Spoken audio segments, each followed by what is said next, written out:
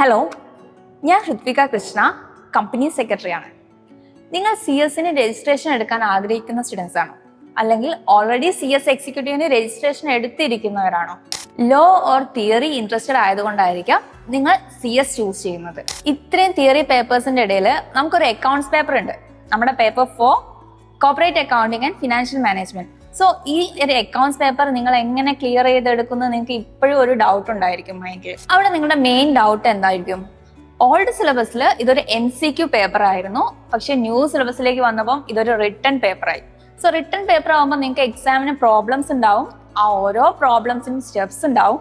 പലപ്പോഴും ഈ സ്റ്റെപ്സിന്റെ final answer നമ്മുടെ അടുത്തുനിന്ന് തെറ്റിപ്പോകാനും ചാൻസ് ഉണ്ട്. സോ നിങ്ങൾക്ക് അതൊരു ഇഷ്യൂ ആയിട്ട് തോന്നുന്നുണ്ടോ? Don't be scared. ICICIയുടെ ഗൈഡ് ലൈനിൽ വളരെ സ്പെസിഫിക് ആയിട്ട് തന്നെ കൊടുത്തിട്ടുണ്ട്. കറക്റ്റ് ആയിട്ടുള്ള എല്ലാ പോയിന്റ്സിനും മാർക്ക് കൊടുക്കണം. സോ നിങ്ങളുടെ എക്സാമിൽ ഒരു ക്വസ്റ്റ്യനിൽ 4 സ്റ്റെപ്സ് ആണ് ഉള്ളതെങ്കിൽ 2 ശരിയും 2 തെറ്റുവാണെങ്കിൽ ശരിയായിട്ടുള്ള 2 സ്റ്റെപ്സിനും നിങ്ങൾക്ക് മാർക്ക് തരുന്നതാണ്.